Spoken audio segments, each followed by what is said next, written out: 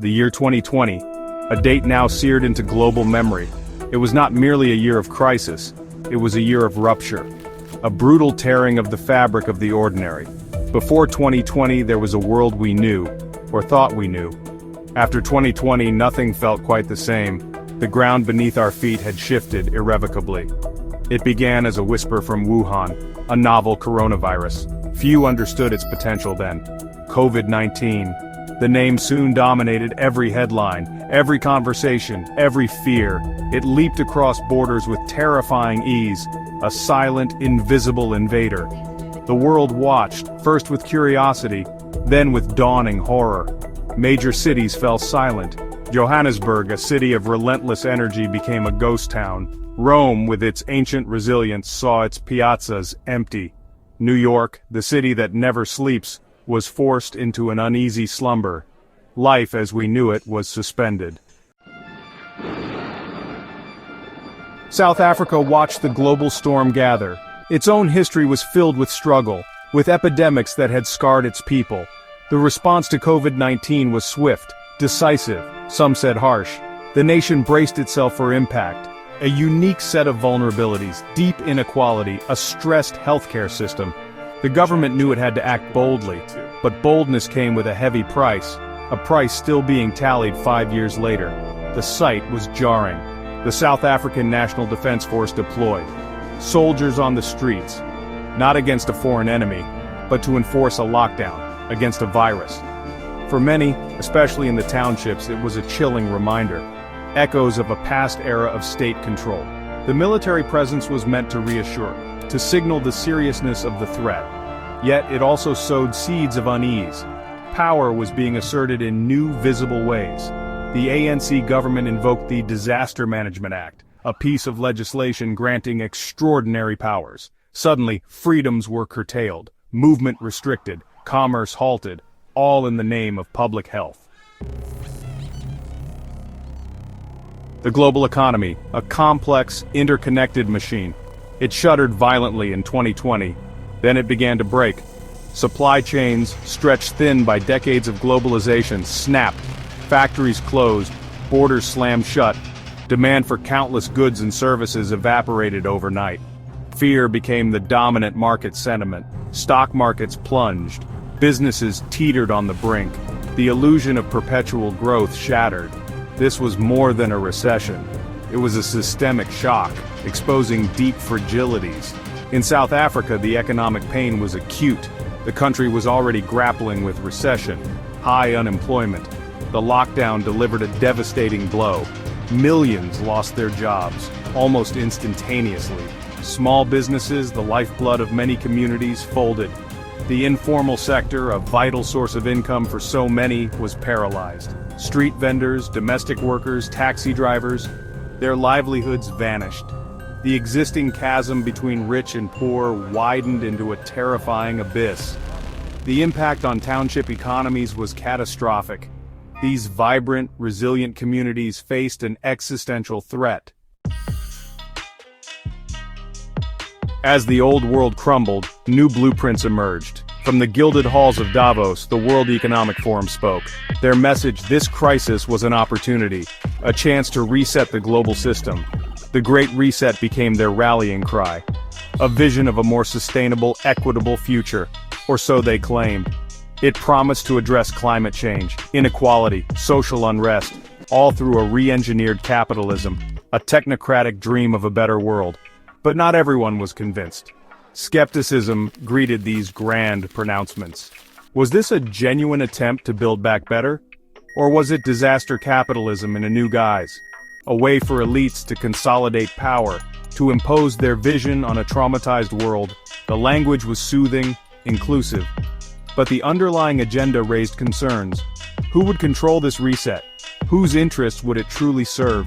The questions hung heavy in the air. The pandemic accelerated trends already underway. Digital identities became a hot topic. Contact tracing apps, health passports, surveillance technologies once confined to security states found new legitimacy. The push towards cashless societies intensified. Convenience and efficiency were the selling points. But the implications for privacy,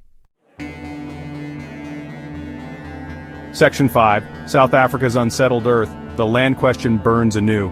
In South Africa, the pandemic's shockwaves reverberated through old fault lines, the deep historic wound of land dispossession. Inequality, starkly exposed by the virus, had its roots in the soil. The land question, never far from the surface, burned with renewed intensity. As livelihoods vanished, the call for access to land grew louder. For many, land represented security, sustenance, dignity, a way to escape the precarity of urban poverty. The pandemic stripped away illusions. It laid bare the unfinished business of liberation. Discussions around land reform, particularly expropriation without compensation, intensified. A policy debated for years, it gained new urgency. The economic devastation fueled the argument. If the state could impose drastic measures for a virus, could it not act decisively to address historical injustice? The ruling ANC faced immense pressure from its grassroots supporters, from opposition parties. The rhetoric became more heated. The stakes felt higher than ever. This was not just about economics, it was about justice. The pandemic highlighted the vulnerability of those without land. Section 6, a world divided, the persistent scars of race and power. The virus, they said, was a great leveler. It did not discriminate, but its impact was anything but equal. Existing inequalities of race and class determined who suffered most, who lived, and who died. Social tensions, far from being paused by the pandemic, were amplified. Race, that persistent, painful fault line, became a global flashpoint. Economic hardship, fear, all created a tinderbox. That spark came from Minneapolis, the death of George Floyd, a man killed under the knee of a police officer. His final words, "I can't breathe," became a global cry, a visceral expression of centuries of racial oppression. The video spread like wildfire, igniting outrage, grief, fury. Protests erupted across the United States. Then the world, Black Lives Matter, a movement that had been building for years, now surged with unprecedented force. This was not just about one man's death. It was about systemic racism, police brutality, injustice. The echoes resonated powerfully in South Africa, a nation with its own brutal history of racial segregation and state violence. Apartheid may have ended officially, but its legacies endured, in spatial inequality, economic disparity, social attitudes. The sight of protests in America struck a deep chord. South Africans saw their own struggles reflected. Section 7. Sanctuaries closed, faith in the face of isolation. For billions around the world, faith is an anchor, a source of comfort, community, meaning. In times of crisis, people turn to their spiritual traditions.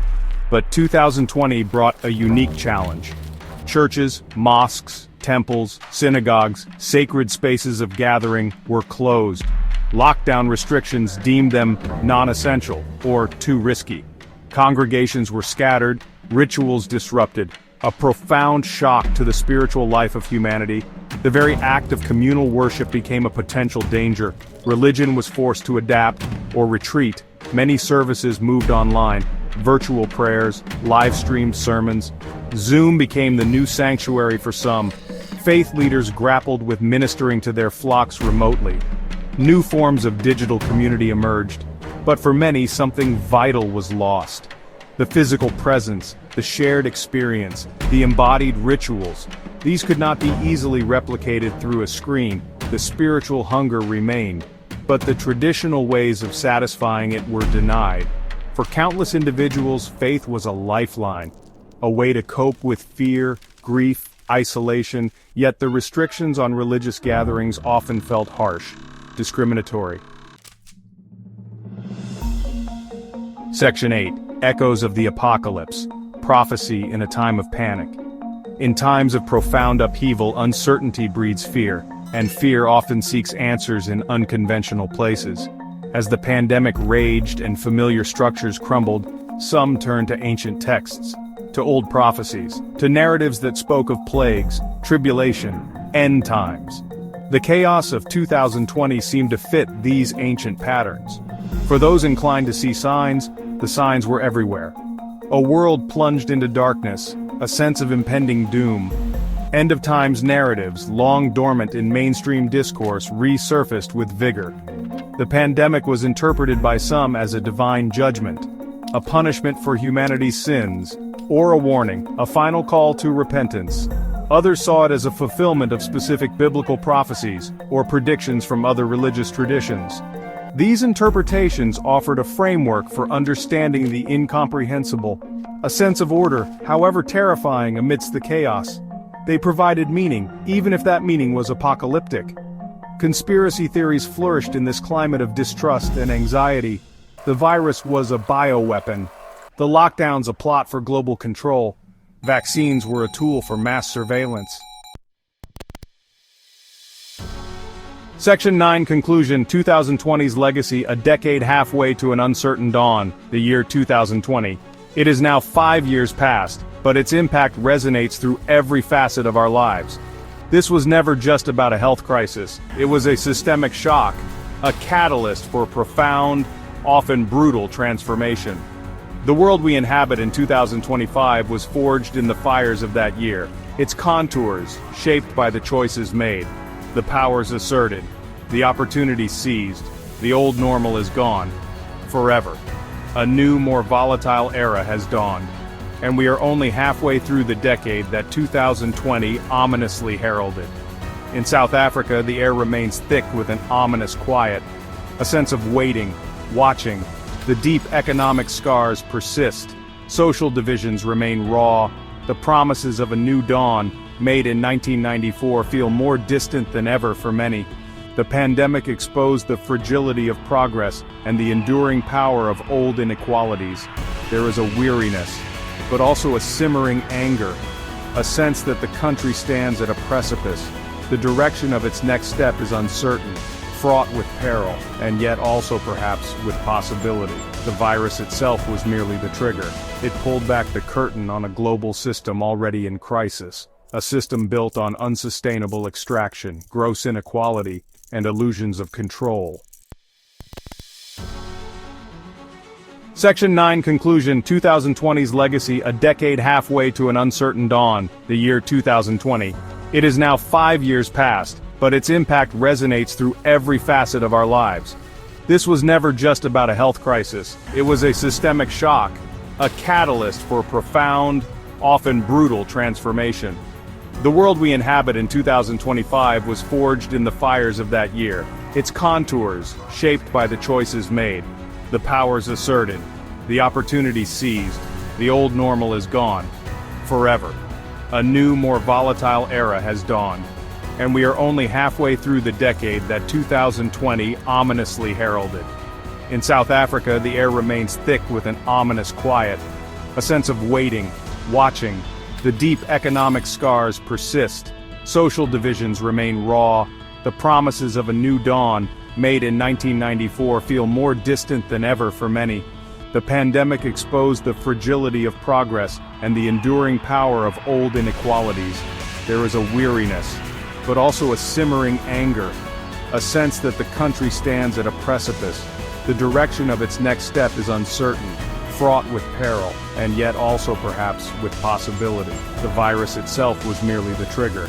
It pulled back the curtain on a global system already in crisis, a system built on unsustainable extraction, gross inequality, and illusions of control.